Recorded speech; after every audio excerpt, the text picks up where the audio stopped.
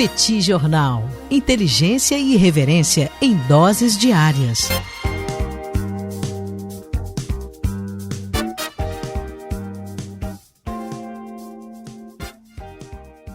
Olá, gente. Bem-vindos, bem-vindas ao Petit Jornal. Esse é o bate-papo número 801. Estamos gravando numa live no YouTube do Petit Jornal. São exatamente 21 horas e 23 minutos da segunda-feira, 17 de fevereiro de 2025. Cá está a dupla de costume, a dupla que você conhece de cor, Tanguy, o Bagdadi. Animado, contente, preparado, revigorado, resiliente e retumbante para mais um episódio do Petit Jornal. E Daniel Souza, que é esse que vos fala. Ao longo dos próximos minutos, a gente vai repercutir um pouco dos principais acontecimentos da política e da economia internacional das últimas horas. E começamos com a temática Ucrânia. Temática aí que tem uma série de camadas, Tanguy. Até a gente referenciou no último bate-papo a sugestão do primeiro-ministro do Reino Unido de enviar tropas para a Ucrânia. Veja você, para garantir a paz na região, o que seria uma movimentação, sem dúvida, ousada por parte dos europeus. Tudo bem, Tanguy? Vamos nessa? Tudo bem, Daniel Souza? Vamos lá para esse bate-papo 801. Deixa as boas-vindas aqui a você que nos acompanha, a você que nos ouve, você que está sempre junto com a gente. Sempre um prazer. Mais uma segunda-feira aqui no Petit Jornal. Deixar aqui um abraço para o pessoal que nos acompanha no chat aqui do YouTube, de onde sai a gravação, né? Nessa live, na qual sai a gravação, que vai depois do podcast. Deixa um abraço também pro pessoal que nos ouve pelo podcast. E Daniel Souza, a gente falou no episódio que a gente gravou hoje de manhã, nesta segunda-feira, 17 de fevereiro, que o Emmanuel Macron resolveu convocar uma reunião, né, uma cúpula, com alguns líderes selecionados da Europa, que aconteceu ao longo do dia de hoje em Paris, para falar sobre a Ucrânia, o que a gente vai fazer com a Ucrânia e tal, principalmente a partir da sinalização vinda dos Estados Unidos de que o que seria discutido entre Estados Unidos e Rússia sobre a Ucrânia não envolveria nem a Ucrânia e nem a Europa. Naturalmente, a Europa sente que isso é um problema gravíssimo para a sua segurança. Afinal de contas, se a Rússia toma uma parte da Ucrânia, o próximo passo está um pouco mais próximo da Europa Ocidental, está um pouco mais próximo da OTAN. E, naturalmente, isso é uma preocupação a partir do momento em que os Estados Unidos dão mostras de que não tem mais tanta disposição ainda, se é que tem alguma, para tentar garantir a proteção dos então aliados europeus, né, dos até então aliados europeus. Ao longo dessa cúpula de hoje, Daniel, que aconteceu em Paris, aparentemente a discussão ela tomou um rumo muito bem determinado, que é, se a gente precisar, a gente vai mandar nós europeus ocidentais, vamos mandar tropas para garantir a segurança no leste da Ucrânia. Então, a discussão é mais ou menos a seguinte: se amanhã ou depois tiver um acordo envolvendo Estados Unidos, Rússia, Ucrânia e tal, e a Rússia tiver uma certa definição de onde ela não pode passar, nós, europeus ocidentais, estamos dispostos a mandar tropas para garantir que a Rússia não ultrapasse essa linha? E aí, Daniel, a impressão que eu fiquei, né, lendo, pesquisando sobre o que aconteceu nessa cúpula, é que um dos grandes problemas da Europa é a sua absoluta falta de unidade. A Europa não tem uma posição definida. Então, por exemplo, o primeiro-ministro sueco, que é Ulf Kristersson, ele disse que definitivamente é uma possibilidade que a Suécia envie soldados para garantir a proteção ali na fronteira, enfim, entre Rússia e Ucrânia, em algum lugar que ainda Suécia não está que está definido. muito perto da Rússia, né? Por causa Claro. do esclave de Kaliningrado. Então, a temperatura é muito diferente, né? Para os diferentes países europeus nessa questão envolvendo Rússia e Ucrânia, né?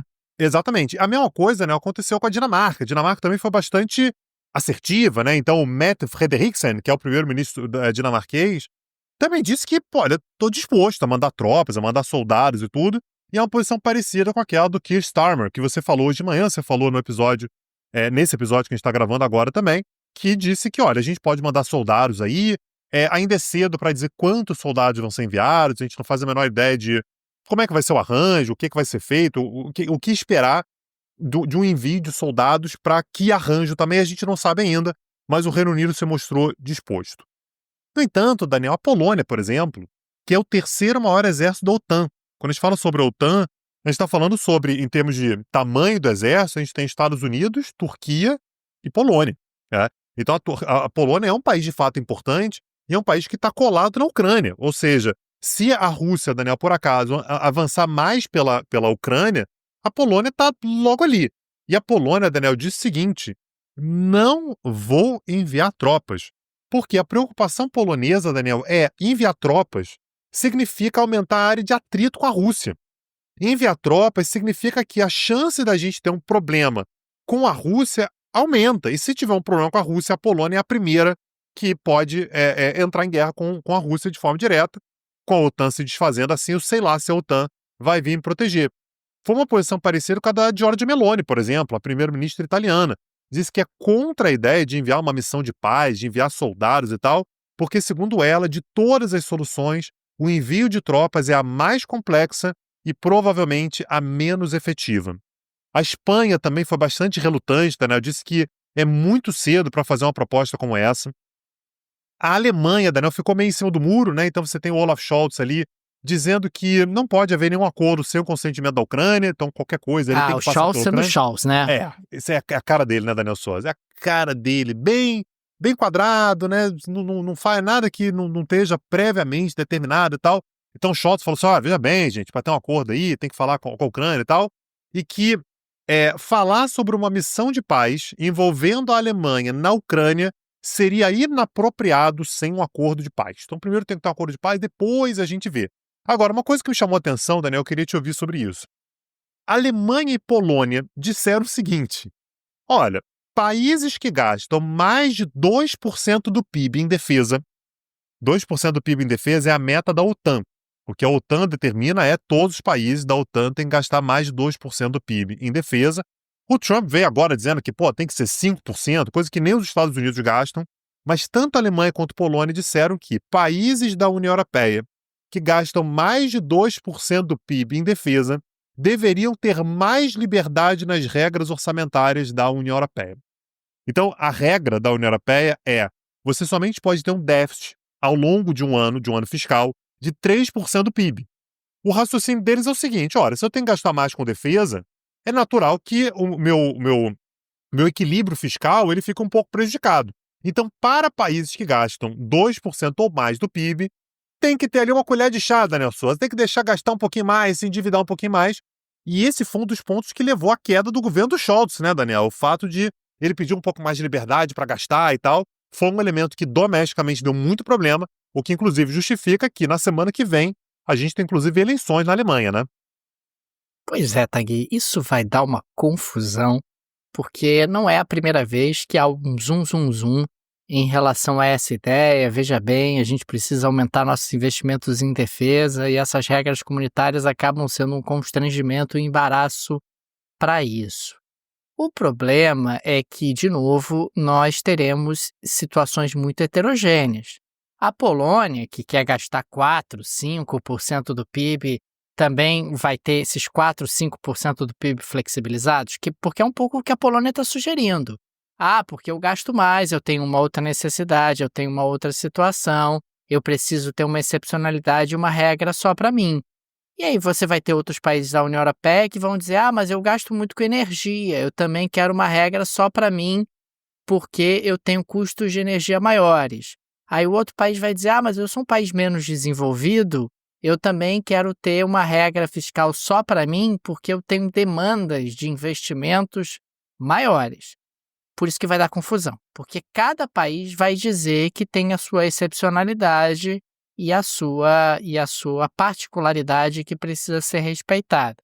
O fato é que essa regra comunitária é uma regra antiga, relativamente antiga. A gente está falando de uma regra de 30 anos, pouco mais de 30 anos, que ao longo desse período passou aí por vários percalços.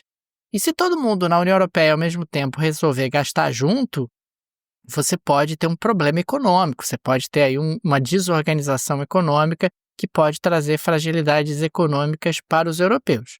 Vai dar muito pano para manga, vai dar muita confusão, mas acho que tem muita dificuldade de avançar dessa maneira, pelo menos por enquanto. E aí, Daniel Souza, no meio disso tudo, é natural que Estados Unidos e Rússia, né, de um lado e de outro da Europa, olhem para a Europa no meio e enxerguem fraqueza, né? É uma Europa que não tem uma posição unificada, é uma Europa que está discutindo ali metas fiscais, como é que vai ser, não há consensos muito bem determinados na Europa. E no meio disso tudo, Daniel, os dois países, as duas potências, né, militares, então Estados Unidos e Rússia, vão se encontrar amanhã em nível ministerial na Arábia Saudita. Marco Rubio, aliás, o Marco Rubio, secretário de Estado americano, já se encontrou hoje com o MBS, Mohammed bin Salman, né, o príncipe herdeiro, o príncipe regente da Arábia Saudita, e a expectativa é de que amanhã ele já se encontre com Sergei Lavrov, Daniel. Então você vai ter uma equipe razoavelmente grande e importante dos dois lados. Do lado americano, além do Marco Rubio, a gente vai ter também o conselheiro de segurança nacional, que é o Mike Waltz, o enviado para o Oriente Médio, que é o Steve Witkoff, e do lado russo, além do Sergei Lavrov, vai ter também o conselheiro de política externa, o Yuri Ushakov. Então, a gente está falando, Daniel, sobre conversas que já estão engatilhadas em nível ministerial. O clima de ambos os lados é o de que está todo mundo meio testando a temperatura. Então, os Estados Unidos querem, segundo os Estados Unidos, né, a visão americana, é de que eles estão querendo ver como é que a Rússia está lidando de verdade com a questão ucraniana, se eles estão dispostos a ter um acordo de paz ou se estão apenas ganhando tempo. E do lado russo, a ideia é reiniciar as relações com os Estados Unidos. As relações foram muito ruins ao longo dos últimos tempos e tal, vamos ver o que vai dar. E no meio disso tudo, Daniel Souza, Volodymyr Zelensky lá nos Emirados Árabes Unidos rejeitando qualquer conversa sobre a Ucrânia sem a Ucrânia. O Zelensky está perdidinho, Daniel. Ninguém ouve Zelensky está completamente fora do esquadro, enquanto Estados Unidos e Rússia negociam diretamente sobre a Ucrânia, sem a Ucrânia e sem a Europa, Daniel. E é interessante porque nós tivemos a divulgação pelo The Telegraph de Londres de um contrato que teria sido empurrado pelo Donald Trump para o Zelensky na semana passada, envolvendo toda aquela temática das terras raras que nós chegamos a mencionar aqui no Petit Jornal, e também o ressarcimento aos Estados Unidos pelos investimentos militares, pela ajuda militar que foi concedida ao longo dos últimos anos.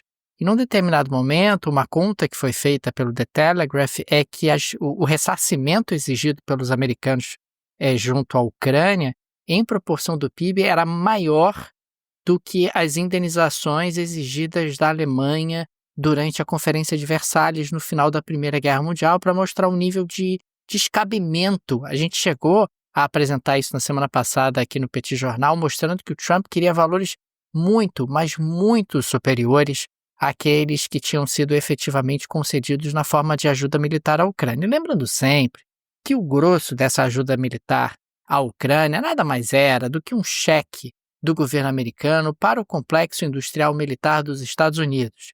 É mais ou menos o seguinte: gente, tá aqui um cheque, vocês produzam essas armas e mandem para a Ucrânia, tá? Beleza? Fica todo mundo feliz. Esse dinheiro não era enviado diretamente para a Ucrânia, acabava sendo um elemento que até impulsionava a própria indústria dos Estados Unidos e, consequentemente, trazendo consequências positivas para o país. Para a Ucrânia era bom também, obviamente, receber armas americanas, armas boas que ajudavam ali no seu esforço de guerra, mas no mínimo, muito exótico e estranho o Donald Trump pedir aí um ressarcimento dessa monta e dessa magnitude. Lembrando também que nós tivemos uma reunião do G7 em Munique e que o G7, que às vezes parece um nível de descolamento da realidade que assusta, destacou que quaisquer novas sanções à Federação Russa devem levar em consideração os esforços reais e a boa-fé dos russos para entrar num acordo duradouro com a Ucrânia. O que significa isso é difícil de compreender. Primeiro porque, que sanções, o G7? Que sanções? Vocês vão sancionar mais o quê? Desde quando sanção contra a Rússia tem tido impacto e tem tido eficácia? E terceiro, o que seria uma Rússia enveredando esforços reais e boa-fé para pôr fim duradoura à guerra contra a Ucrânia também é algo muito difícil de compreender. É quase aquela declaração que você precisa dar para mostrar que você continua existindo, que você está em funcionamento, que você continua relevante e que o G7, veja você, o G7 pode, quem sabe, eventualmente, sancionar ainda mais a Rússia, mas fica cada vez mais claro que as intenções de Rússia e Estados Unidos é mais ou menos o seguinte: vamos resolver nós dois aqui, a gente resolve nós dois, porque, pô, tá gente, pô, dando opinião, Zelensky, pô, União Europeia que não dá opinião. Ô Putin, nós que somos grandes, nós que temos efetivamente poder neste mundão de meu Deus, a gente aqui resolve, vamos resolver nós dois, e o pessoal vai ficar chateado, vai ficar incomodado, a gente de repente dá uma migalha para eles, finge que eles têm relevância e participam do processo, mas fica aqui entre nós algum tipo de acordo de solução para essa questão toda. Só para trazer cifras, Daniel, que você falou agora há pouco, né, o descompasso entre a ajuda que os Estados Unidos enviaram para a Ucrânia e o que eles estão pedindo de volta, né, como ressarcimento.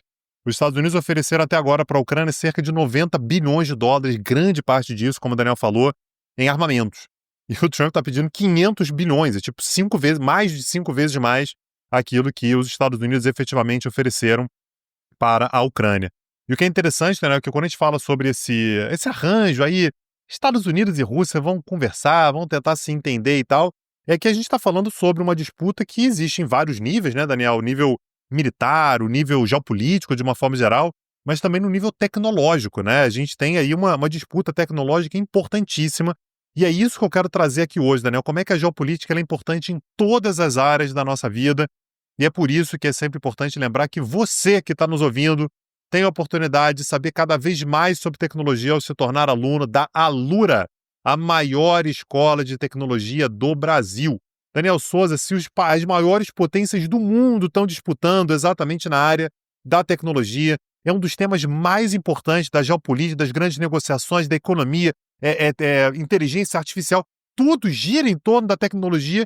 Quem somos nós, réis mortais, para achar que a gente vai conseguir crescer na nossa carreira, na nossa profissão, sem saber de tecnologia, Daniel? Então, a Alura, Daniel, ela oferece para os seus alunos inúmeros cursos. Você pode fazer os cursos na ordem que você quiser, do jeito que você quiser, de acordo com as suas necessidades. Seja você uma pessoa iniciante na área tecnológica, está querendo entrar na área de tecnologia, está querendo subir na carreira, está querendo melhorar seu posicionamento. Aliás, como melhor, é um super diferencial nos dias de hoje você saber sobre tecnologia. Seja você alguém já avançado, que já trabalha com isso há bastante tempo, mas quer mais recursos, quer mais certificações, tudo isso está lá na Alura, e ouvinte do Petit Jornal tem 15% de desconto na Alura. Acessa lá, o link está na descrição desse episódio. Fica aqui a nossa recomendação, link no descritivo, condições especialíssimas para os amigos e amigas do Petit Jornal. Tang e eu somos usuários da plataforma da Alura, alunos da Alura. Fica a recomendação, gente, o letramento tecnológico é algo fundamental para qualquer profissional e a Alura é a grande referência no mercado. Tenho certeza que vocês não vão se arrepender de conhecer os serviços da Alura. Agora, Tanguy, trocando de assunto, e eu sei que a gente vai dividir essa pauta, você sabe que Donald Trump e Elon Musk estão demitindo geral, né? Estão mandando gente embora como se não houvesse amanhã. Nós já tivemos 2.300 funcionários cortados do Departamento do Interior, né, que administra terras públicas, incluindo mais de 60 parques nacionais, além de programas de concessão de petróleo e gás.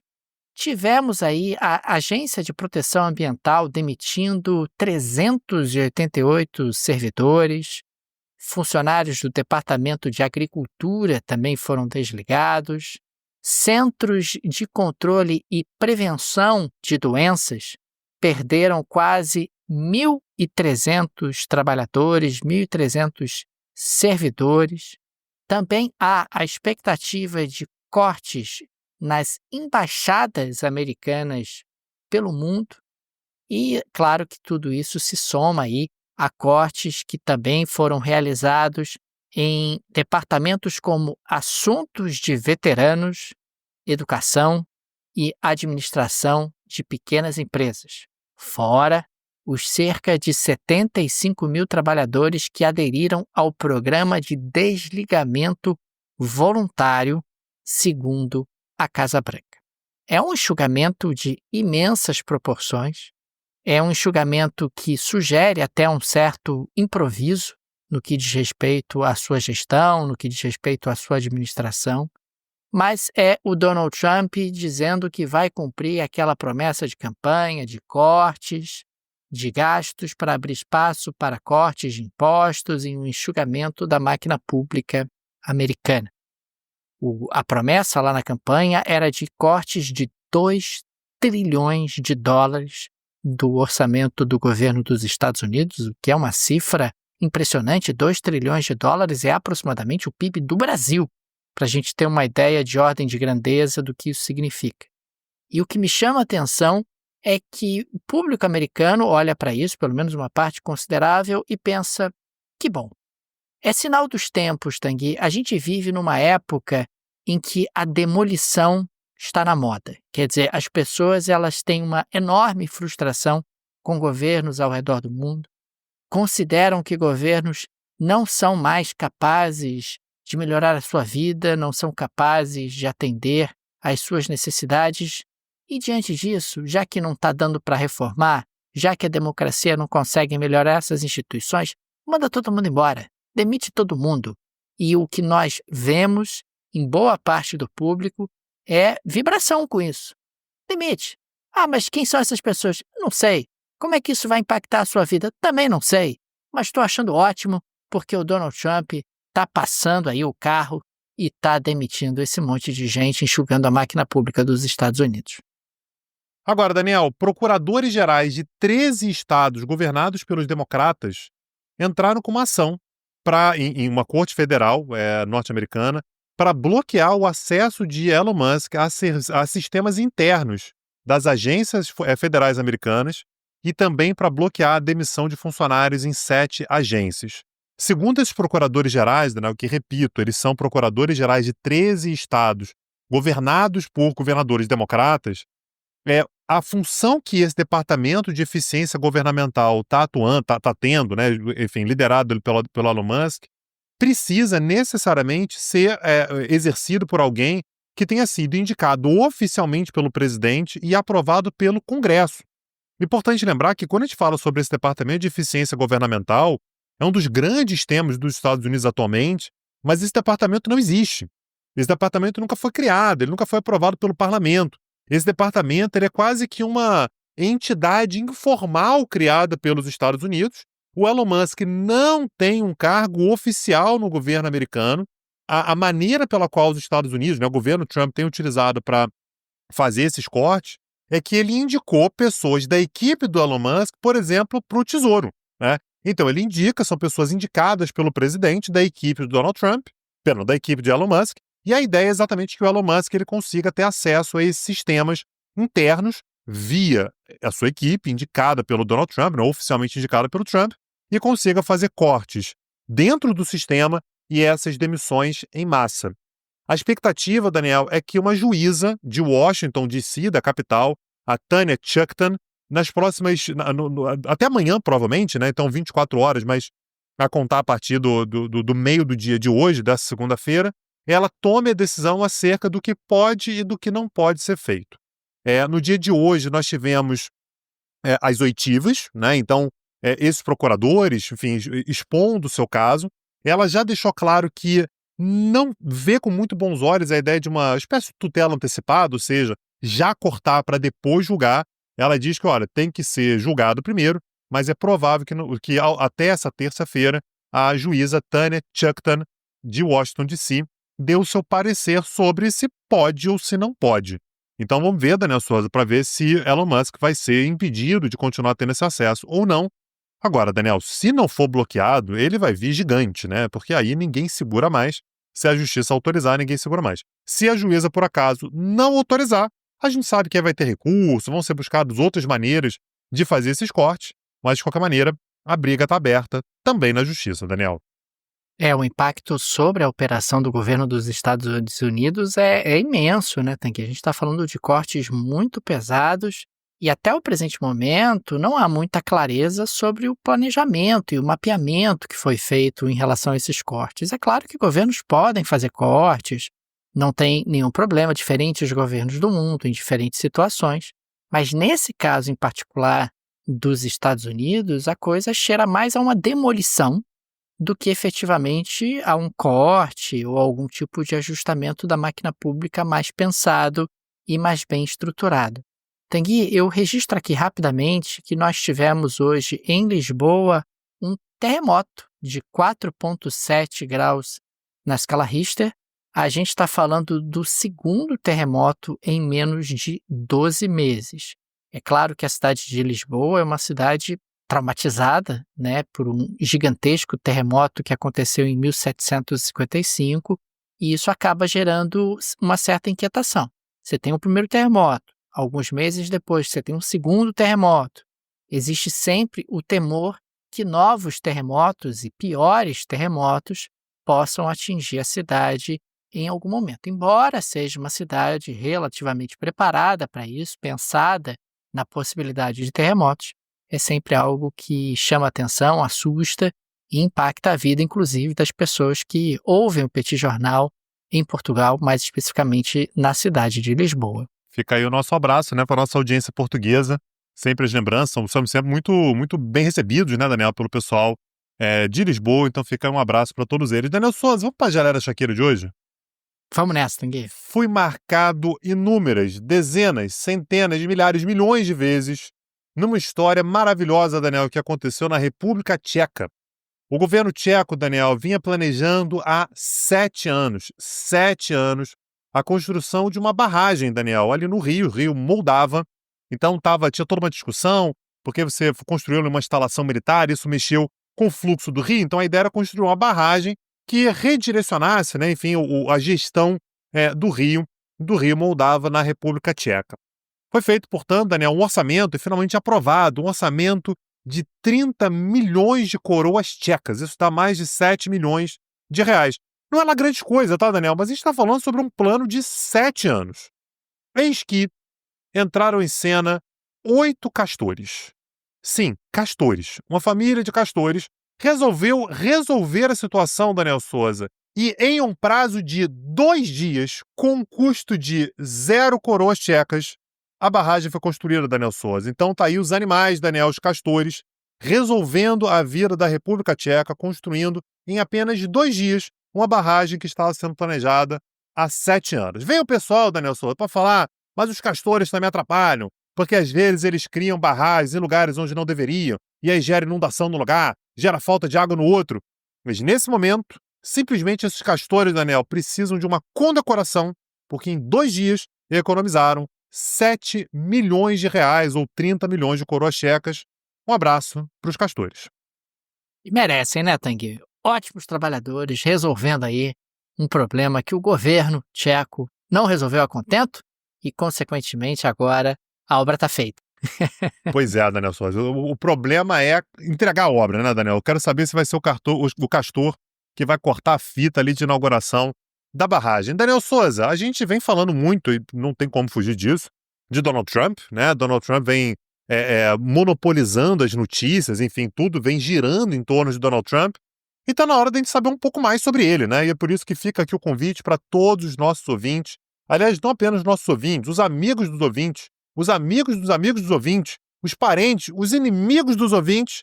Fica aqui o convite para ouvir, para assistir a aula gratuita do Petit Jornal que vai acontecer amanhã, na próxima terça-feira, dia 18 de fevereiro, às 19 horas, no YouTube do Petit Jornal. Uma aula biográfica sobre Donald Trump. Quem é Donald Trump, Daniel? Quantas vezes ele foi casado? Qual o impacto que a vida dele tem nas decisões que ele toma agora como presidente? É impressionante, né, Daniel? Porque a gente já fez isso várias vezes, né? A gente já deu várias aulas biográficas e é sempre muito revelador conhecer a pessoa, né? Conhecer o ser humano que chega ao poder.